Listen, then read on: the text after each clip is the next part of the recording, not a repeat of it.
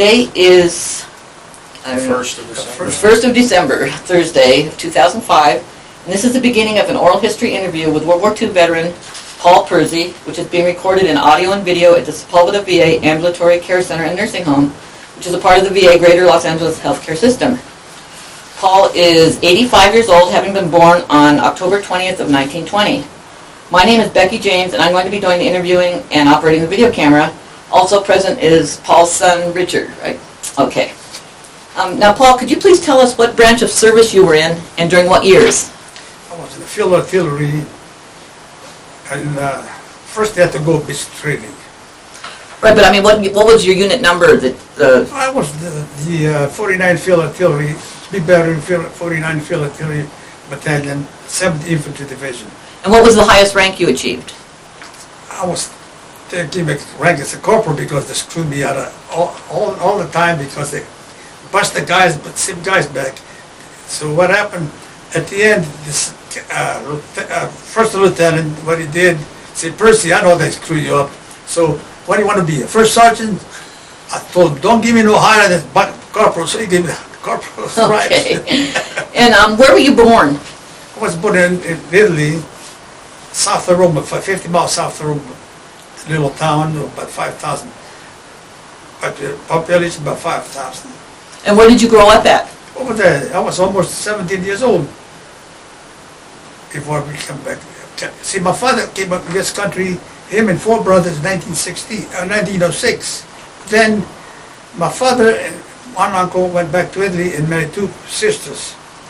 So my father came back over here. I was in December 1920. I wasn't even 2 months old. So my uncle stayed over there, and one of those rotten people over there in Italy, they stole my uncle was at FCC paper, and they stole the doggone thing. They stole the paper for him, and my uncle had to come back here a stowaway. He almost died. Oh my goodness. My father had to put him in his lap to feed him. Goodness.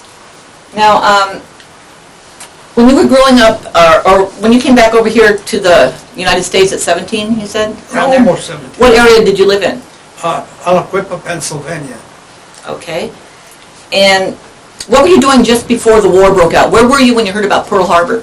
I was snowed that day. I was sitting in my kitchen over there. Well, it was in the snow, that's all. And did you know where Pearl Harbor was? We heard about it because people, most of these guys that wanted to join the army go to Hawaii. Right.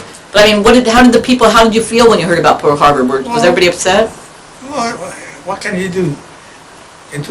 Now we want to get drafted and go fight the war. Right.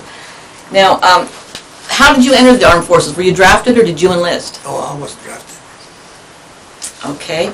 I wasn't even a citizen. Right. Now, were your brothers or sisters or anybody else in the service at all? No. Your father? I only have one brother. Okay. My father was too old anyway. Right, he wasn't in the First World War then? He was in the First World War, yeah. Oh, was he? My father was. Was he in the Army? In the Italian Army. Oh, okay. He was wounded in the Italian Army. Oh my goodness. Against the Hungarian. Okay, now when you got your draft notice, where did you go for basic training? We went to Fort McClellan, Alabama. We landed there in 1942, and we got the training in Fort McClellan, Alabama. Then, after we did the basic training, we were shipped to Camp Butler, North Carolina. Is that for maneuvers and additional training? Yeah, from radio, tried to learn the Morse code and everything else. But what happened then? I forgot about the Morse code. I had to use voice. Oh, okay. How old were you when you went in? I was 21. 21? Were you married at the time? No, I didn't get married until a year after the war. Oh, okay. Now, was basic training hard for you physically, or were you in pretty good shape at 21? Man, I was top shape. You know, I worked in a steel mill and pick up Oh, okay. 350-pound coil wire and threw them up 6 feet high, one guy on each side, one guy in the back, and the guy swung it, and then pushed it like that. Now, how much schooling did you have? I went up to the 10th grade, I was 11th grade. See, in Italy, in the 5th grade, you hired in this country in the 10th grade. But what happened was this. I knew the history, Italian history goes back to the Caesar and the rest of them. 650 pages I knew from one end to the other, memorized. But then, what happened, my father was an alcoholic. He took me out of high school. So, that was it. Could you speak English when you came over here? I didn't know one word. So that must have been hard. No, I'll tell you what. You see, the English language, if you know a lot of Latin, it's very simple. The only trouble with the Italian people is the H, this and that. That's the only trouble. But the words, you get the basic on it. See, like I could read the French, I can understand most of it, Spanish, because that's the Romance language. See? And the English language got more Latin words than any other language. Okay, now, as far as like basic training went, what weapons did they have you qualify with? Well, in basic training, we had the Enfield. We were good shots. Okay, and where did you go after you left the advanced training? Where did you go from there? I went at Camp Butler, North Carolina, for the radio school.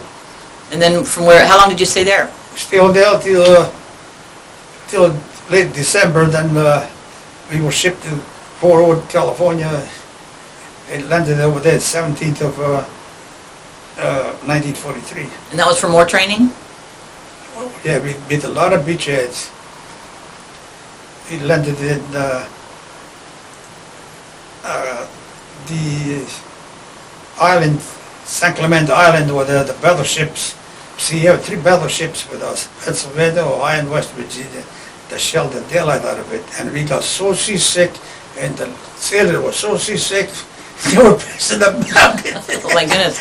But Now, then- did you know where you were going to go when you were doing these trainings? Did you know you were going to go? No?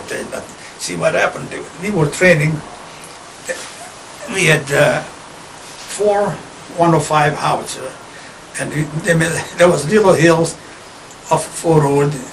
We had to pull this gun up the hill on the sand dunes, and what happened? We couldn't do it. We used to say, what the heck are they doing? Look, we got a D6 bulldozer, Caterpillar, and they want us to do that. But we found out when we hit the Aleutian Island, my battery was the only battery made it 100 yards in. The rest of them got stuck in the beach. Is that because they had you practice all this stuff? Yes, that's what they practiced. But see, over there, they got tundra, hundred years of tundra, and the stuff is like a steer manure. Oh my goodness. So everything had to be carried by hand. Pick up 3 rounds, 105, a clover leaf, with 175 pounds, with mud up your knees. Oh my goodness. They worked that out of us. Wow. Now, how long did you stay at Fort Ord? Fort Ord, we left in April 43 aboard this Dutch ship. They renamed the ship Perida because it was a different name. Well, And then the thing broke down beside. Really? You were left out in the ocean alone. But the ship was pretty fast, so it caught up. Wow. So, but when we landed in the 2 island, Massacre Bay, what happened? There was a big rock, maybe not even 25 feet from the beach, and one of the infantry guy, all the infantry, when those Higgins boat, they hit. It was so foggy you couldn't even see in front of your fingers. So what happened? The guy jumped out and all got drowned. Oh my goodness. Now, when did you find out you were going to the South Pacific? We never. They never told you until you were there? Nothing. You out in the ocean. They don't tell you till a week later where you going. How did you guys feel when you were on the ship, though? What did you do on the ship? How was your living conditions? Were they cramped? It was so rough, and so, they feed us nothing but beans, and those biscuit were raw. And I got so constipated, and those guys, those Dutch people, those sailors, they were eating nice eggs and little sausages, and we were eating that junk. Really? And then the ocean was so rough, a few more degrees it would have flipped over. And you sit on a table, you grab your musket, and you grab your utensil, you put it down, that thing big against the wall. How did they have you sleeping? Did they have bunks, or how did they do this? You got the 4 tiers. 4 tiers? Yeah. Sick, everybody was sick, seasick. Wow, so how long did it take you to get to wherever you landed? Oh, I don't know, I got it written down, but I can't remember how many days. That's okay. Where was the first place that you landed? Massacre Bay. You know, Tattoo Island, it's called Massacre Bay. Right. Now, when's the first time how many, were you going in the ship by yourself, or were you part of a convoy, or how did? No, we were part of the convoy, but then the ship broke down. Right. And then we were left high and dry, so what happened, the ship was faster, so we'd be able to Catch up to the rest? Yeah, we caught up with them. Okay, when's the, now what was your job exactly at that time? Forward observer.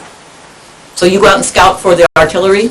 Yeah, so I carry alpha radio, which the radio battery was 96 pounds. Oh my So I goodness. carry alpha radio, the other guy carry the batteries, okay, 48 pound each, plus full fuel pack, a quarter mile of 130 wire, plus telephone, plus hand grenades. Oh my goodness. You look like a jackass.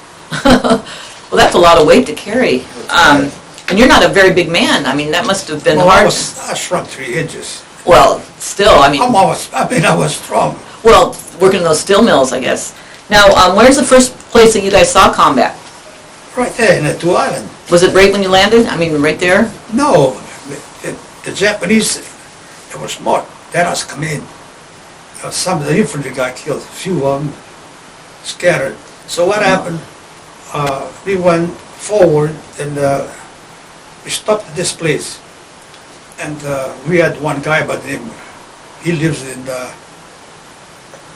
east of here. His name was Velasquez, Mexican guy. So what happened? He had to take a crap. So Two Island is mountain in a little valley. So he goes right in the center of the valley taking a crap. And all of the Japanese opened up and water. He ran like Oh my gosh. So we had him and another guy, see, and it was me, Corporal Wessel, George Wessel, and this Velasco, and this John Hilton. And that guy, he was a lazy son of a gun. He didn't want to do nothing. So they sent him back. And this John Hilton went down the beach and looted all the officer trunks full of liquor. And he was drunk all the time. And they didn't do anything to him? No, he was drunk all the time. He stole everything. So then, what we moved forward. We had this George Wessel and I, and this Lieutenant Crystal, Jewish guy. So we slept on I forgot the name. It's a hog mountain, and slept overnight. And he slept at we call him a fort set because he had two bags, one inside the other. So every time in Fort he gets so itchy, it's funny. So it was just you guys by yourselves then? No, then one day, next morning we attacked forward, and what happened? We called fire for the Japanese, against the Japanese, and what happened? And I saw 2 Japanese on top of the snow on the Pond Able, below Pond Able, and I asked because he had the only one had binocular. I didn't. So what happened? The Japanese, they were Japanese, but they didn't do nothing about it. See, then the infantry tried to take Engineering Hill, couldn't take it because they were getting massacred. And this lieutenant, he didn't know nothing. So what happened? The Japanese opened up with the motor and shot us with two knee motors, 5 feet from our head. It exploded. We didn't get a scratch. We got sick from the smoke from the, I forgot the name of it. I got it written down.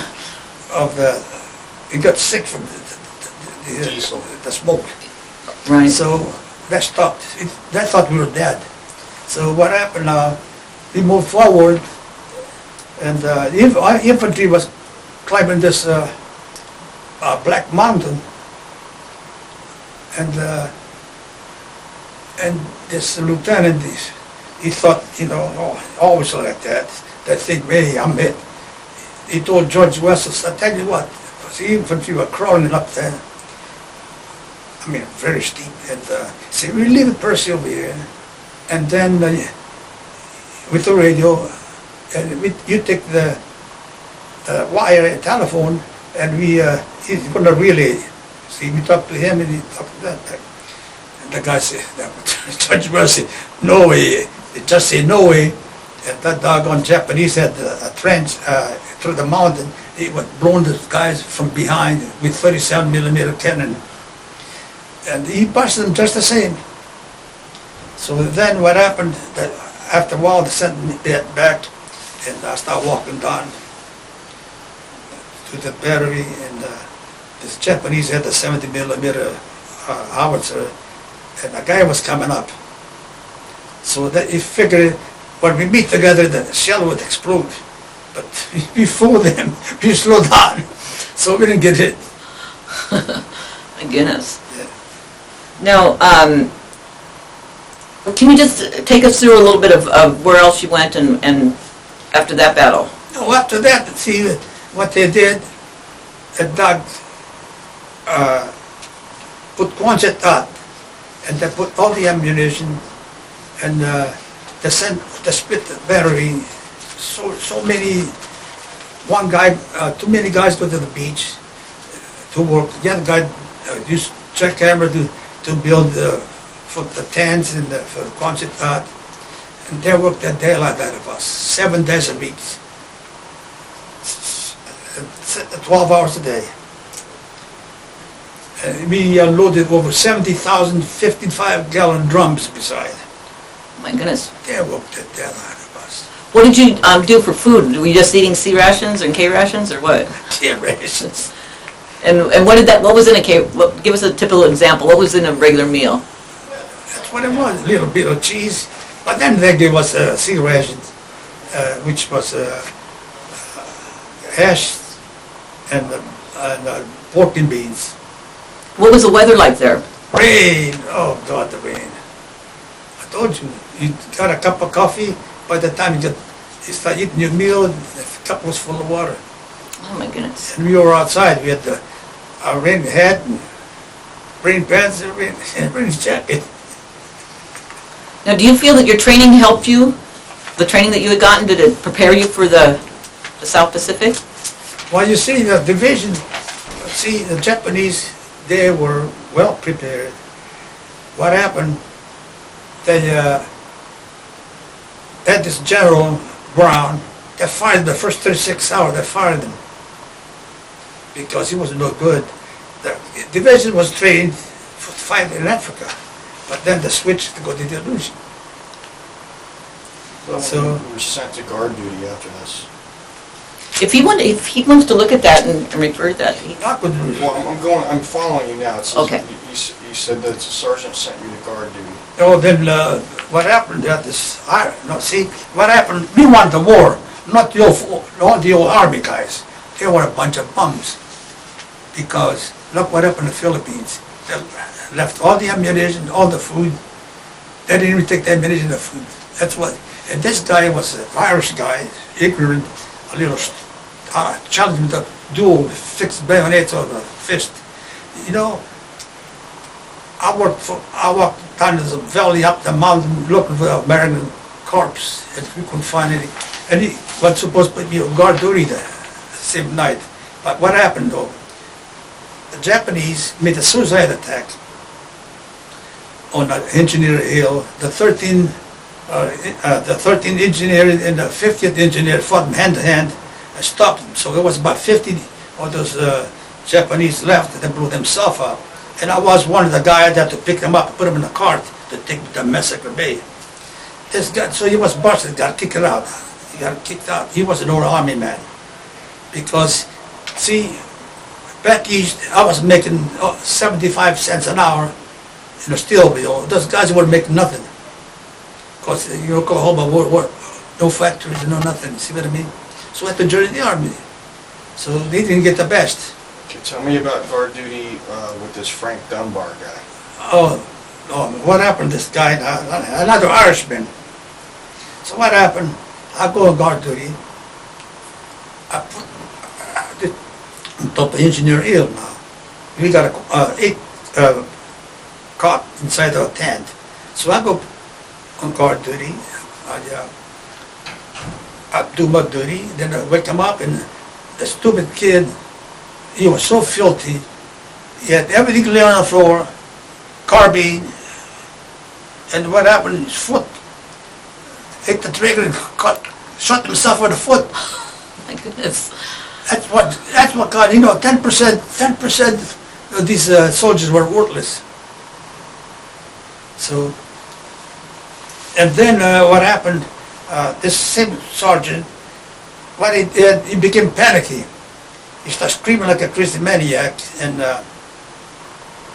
one soldier from a service battery shot one corporal in battery.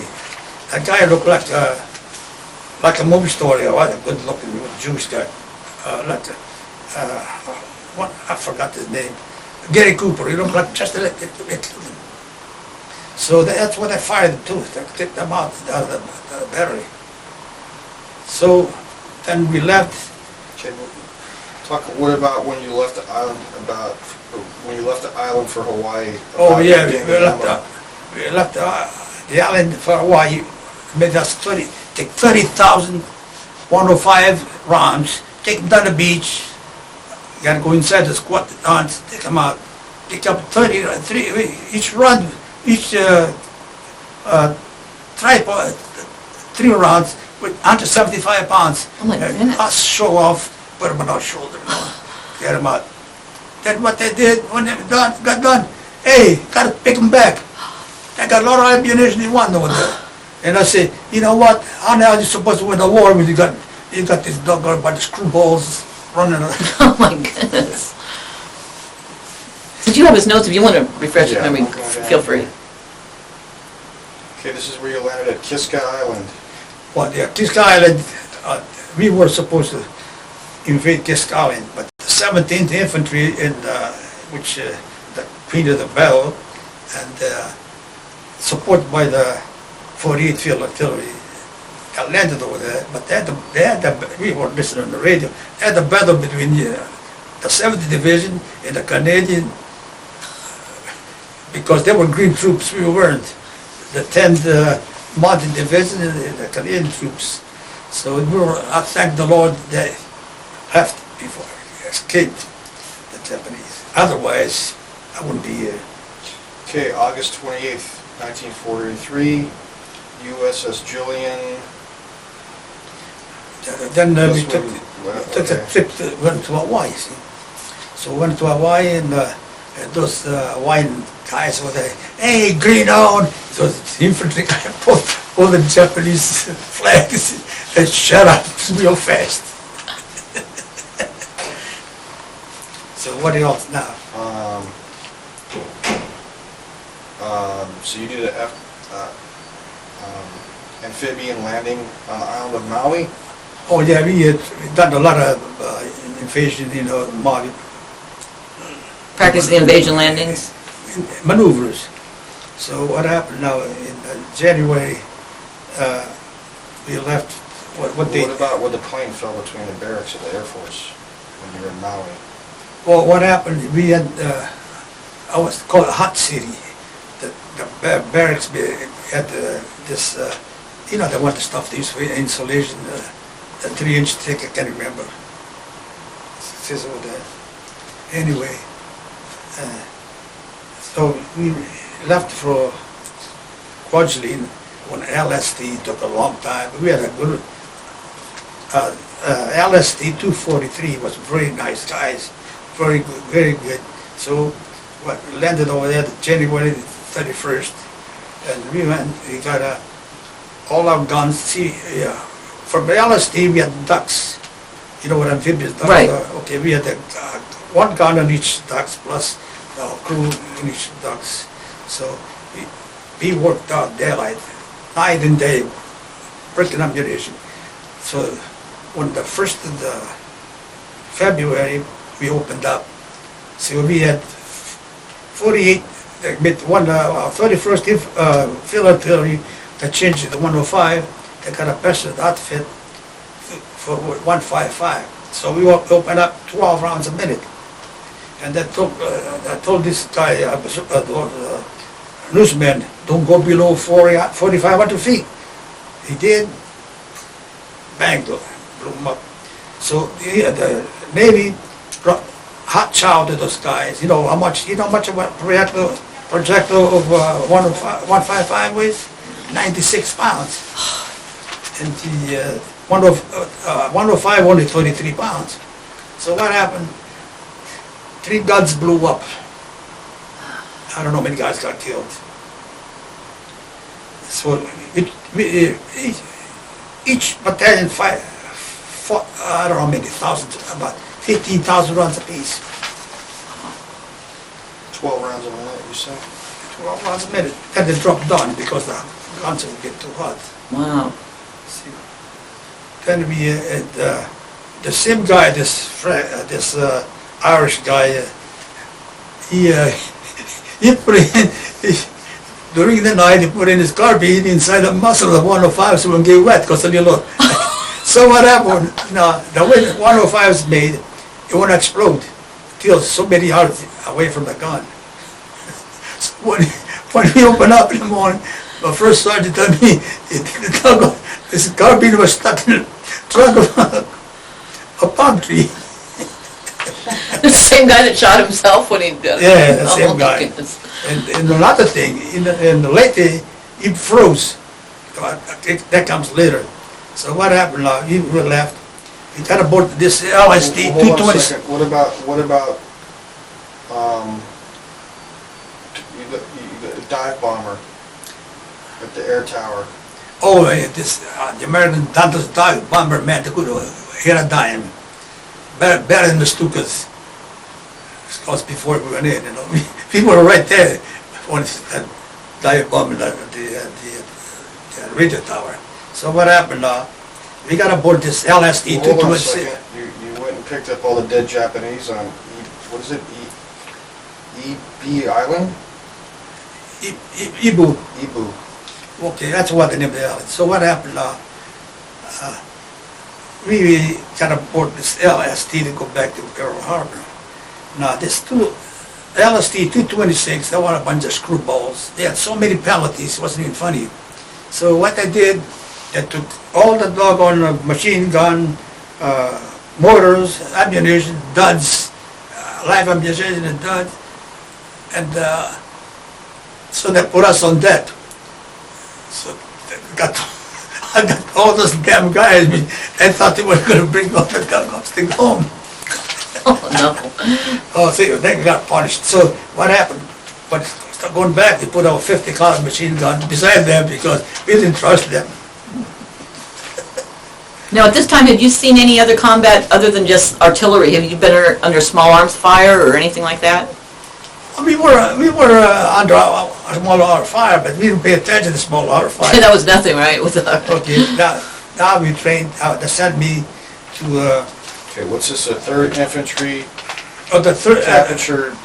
Oh, don't see. Then we got credit because they got attached to us. The 3rd Infantry Regiment that took Eniwetok, so we got credit for Eniwetok because we became our division.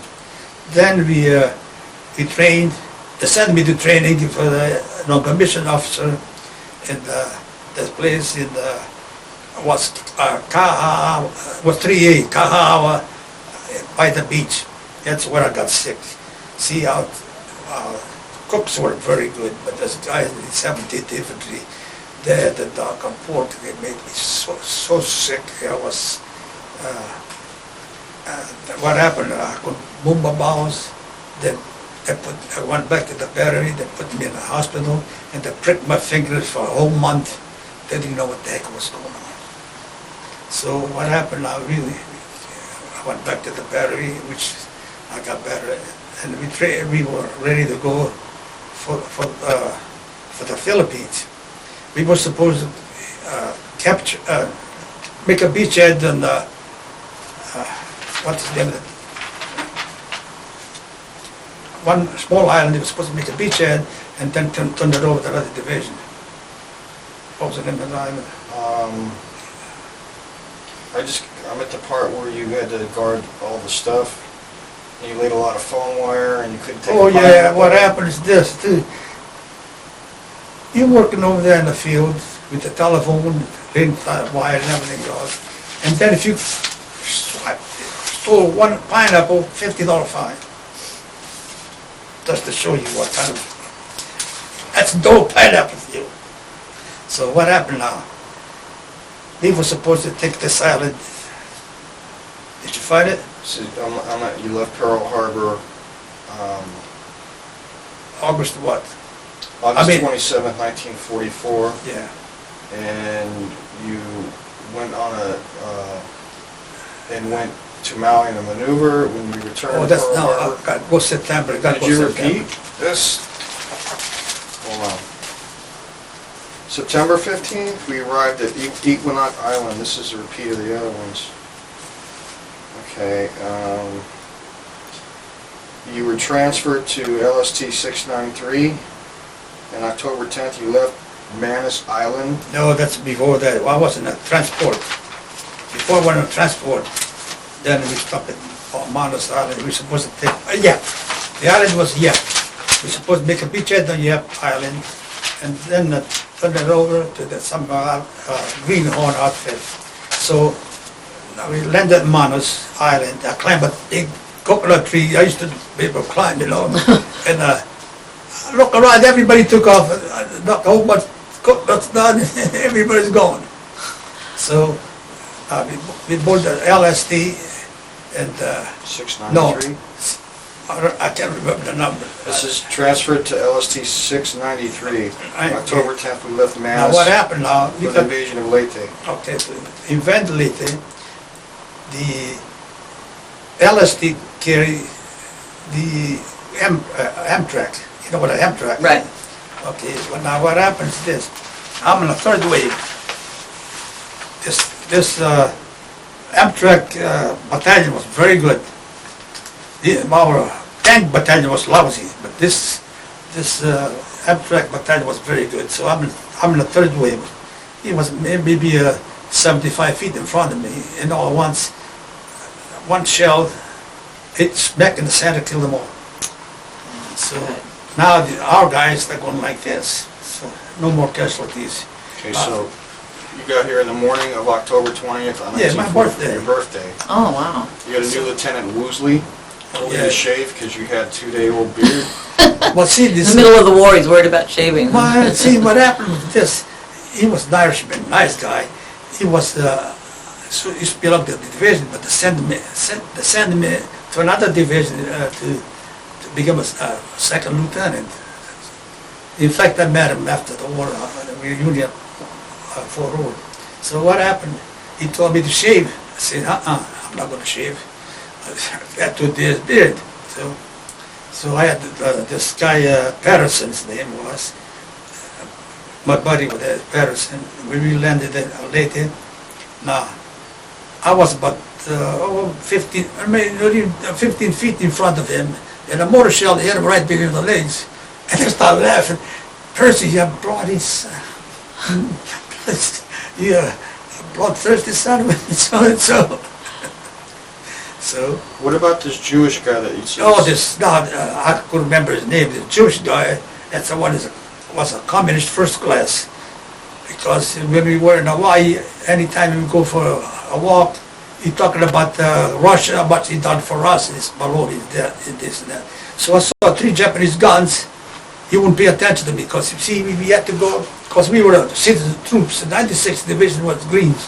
So I went across, me and him, this lieutenant, me, Patterson, this other guy, we went up this little hill.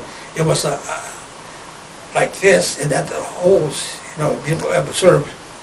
So what happened? I saw the Japanese guns, and he didn't want to pay attention to me, so he knocked about 3 of our tanks up. So next morning we came down, and I see this guy from the 96th Division, the machine gun, the Thompson machine gun. He say, oh, the gun don't shoot. Say, let me see it. I grabbed the gun. I started looking at the couple of trees, and I told him, you better take the damn thing apart and fix it. So what happened? I went back to the battery, but my battery commander said, Percy, oh man, we were going to use grips to fire because they got so close to us during the night. Use what? Grip shells, the rounds of grapes. The damn thing got so many nails, and he did it. That'll shoot forward, shoot right in front of you. I don't understand what grapes is. The shells, they're like a bunch of grapes. When they hit, man, you mow everything like a weed. Oh, you like canister? That's right. Oh, okay. So what happened now? We got this sergeant. What about this pillbox you were in? That's the one on top of the hill. What's better than? Okay. So what happened? I got this nice Irish guy. His name was Sergeant Carey. And this guy was so smart. He had the highest IQ, about 175. And what happened? They wanted to make him an officer. And that guy went all through the war and became an electronic engineer, correspondence course. Wow. He went all through the war, correspondence course all the time. A man was on the ball. I said, no, I don't want, he used to teach the officer, but see, I don't want to be one. It says the infantry took all the airfields. Yeah, all the infantry took all the airfields, yeah. In the Marines, they tried to give the Marines credit for some of that, didn't they? I'll tell you later. So what happened now? We, see, MacArthur really played dirty on us. So we went to bye-bye on the other side of the beach. So I was on top of the tower, 16-foot tower, and I see B-25. I see the B-25, 25 B-25 Ormoc. Ormoc is about, I don't know how many miles, I'll say about 40 miles. Of course I had the 20 scope, and I couldn't see the ships, but see the 2 of our planes were on fire. But they sank all the ships in the destroyer, and in 3 minutes they sank all the ships, destroyer, and transport. But then it took the Navy 3 hours to do the same job with 300 planes. Did the same things. So what happened now? We had weather was so bad that some destroyer got sunk. That was a typhoon. We were lucky we were inside this warehouse. We didn't get wet. You said that you were in the tower, you saw 2 Japanese destroyers coming Oh, in. then what happened? 2 Japanese destroyers. I was on top of the tower. 2 Japanese destroyers came within 1,000 yards from us. Now, 105, the range is only 12,500 yards. And the destroyer got 14 miles. So I told him, if he had the 155 long Tom, we could open up. So I asked Corporal Finn, say, what do you want to do? You want to open up on him? And see, we could blow the first one, we could blow it right up. But second one, get out of range and shell the hell out of it, till all of us. Yeah. So then MacArthur, what he did, he didn't send us no reinforcement, nothing. So he moved to this little town, Taclobar, what it is. It says you moved, after about a week, you moved north to a little hamlet Yeah. called Demolin. Dumulon. Dumulon. So what happened, it was me, Sergeant, no, he was no more sergeant because he got busted out and made it back. Died German guy. In fact, he died young, found out. So what happened, they asked, now this Italian guy, platoon sergeant was behind us, was just me and him, up in the field, called commodities in the potatoes. You know that's. Yeah. So what happened? He asked, after 34 days, he said, "Who wants to go back to the battery?" I said, "I'll go back." So battery was only 500 yards behind us. Battery was 500 yards behind. After 34 days, you said? Huh? You said after 34 days? 34 days. So what happened was one battery of Marines 155. That's the only time they were there. So what happened? And this guy you're with, his name was Tony Pinelli? Oh yes, the guy was Sorry, Tony Panelli, Pinelli. techno sergeant. Because he got 2 stripes on the bottom. Right. So what happened? They saw this. We were against the 16th Japanese Division. They had us surrounded. They had a bamboo thicket full of them. So they said that's squad out. But stupid, we became good buddies with that's the war when we met over in California. And instead told the infantry to kill the Japanese squad. He didn't do nothing. So what happened? But so go back. What happened? All the ammunition they captured in the Philippines, they were shelling us with American guns. They captured. What's this about? He says at the battle, I was asked to guard the rear. So I dug a slit trench about. Okay, let me finish now. What happened now is this. So, the stupidity of the Americans. No, there's a Japanese plane flying on top of us. Us walking around with the Filipino girls and everything else. So we only had one battery plus one battery of 57 and another battery, and instead call the infantry, go after the doggone thing. So but 2 or 3 o'clock in the morning they caught us, couldn't even see your fingers. They blew 3 of our guns. I'm in the back. This sergeant, tech sergeant in charge of all the guns, his name was Tom Burns. And he said, "Percy, let me in. I said, you couldn't get in. See, I dug a slit trench like this deep, and then I put 2 rounds, 105 boxes. I fill it up with dirt, and I fill up that much dirt on top. See, how you gonna get in? I said, you better get your butt back in and take care of it, otherwise they're gonna court martial you. So you know what? That gave him a broad start. What? Not only that, but what happened, his son called me last year from his University of Pittsburgh. So I told him all the safety we were in. And when we were in Hawaii, the same guy, just stupidity. Oh, you know, when Italy surrendered, the men without a country. I said, what a stupid man this guy is. A bunch of Oklahoma ignorantes. That's all. But they know the eternal city in the Bible. So what happened now? The Japanese plane shelled the hell out of us, but didn't hit us. Hit next to the little river brook, that's all. So when the plane wasn't around, flying around, instead us open up, shooting down. They weren't allowed because that was the Navy's fault. They could have shot a lot of those planes down before it hit the ships, the kamikaze. That was a big mistake. See what happened? Ladies we got 10,000 yards flat. Then you got a little mountain, and they come from the other side of the mountain. They come up and drop down. Brrr, man, with this big bomber goes so fast.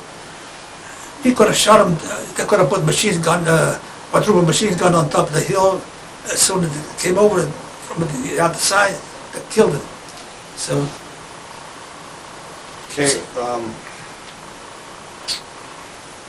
Okay, then what happened? you and George Wessel went to the front line when the Japanese attacked? Huh? You said you and George Wessel went up to were at the front line when Yeah. the Japanese attacked. Yeah, that's what I was talking about. So I went back, see, so but what happened He was next, hit in the head with a Japanese sword. then, when I after I left, see, the whole Japanese 16th Division against one battalion of infantry understrength, a 3 battery artillery, and a marine outfit for the got surrounded. And that night, we went, me and this Corporal Osborne, in fact his son is a doctor up here in Santa Barbara. Start digging like crazy. Oh, no, we want you over there. You dig in 2 hours at like 3 foxhole, not one. We were so damn tired, it was being funny.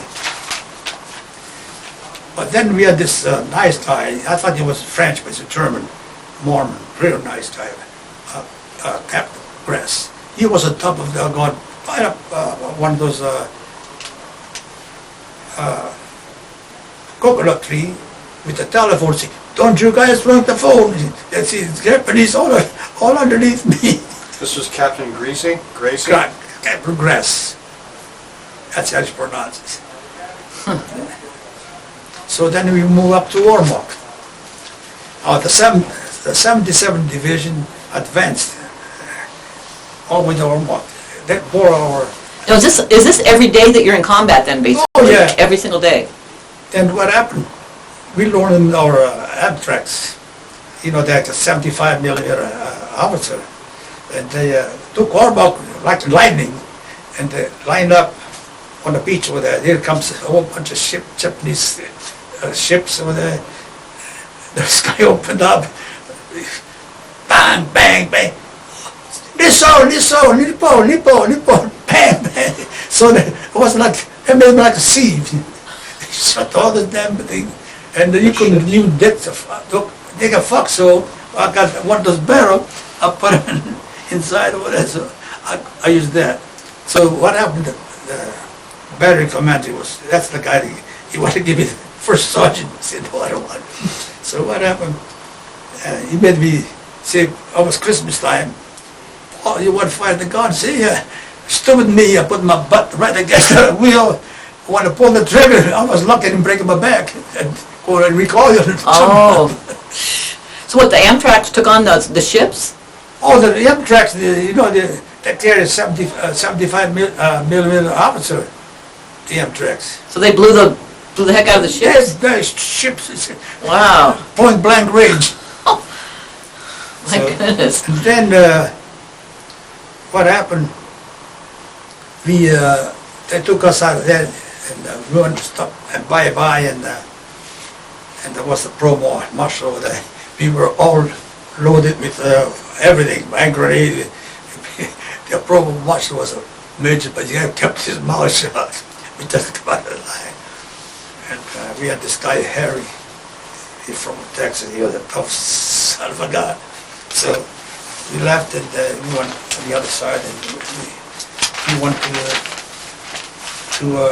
Luzon to help another division. See, the 38th Division helped us to a Luzon division in Aleutian, but they went to Luzon over there. So we were in this LCI. Is that LCI? I'm getting down there. Or SM, I can't remember. I got it written down. So, find this. What happened in January when you left Ormac and stopped at Bay Bye-Bye? Bye-bye, yeah, that's what I talked about. What I told you about the, You got told you drunk? about the promotion, he got some hot shot. So what happened now? Find this 1 gallon peach cans, we never there was no fruits whatsoever. So we open it up, we start eating the doggone peaches, and we put the dried milk, condensed milk.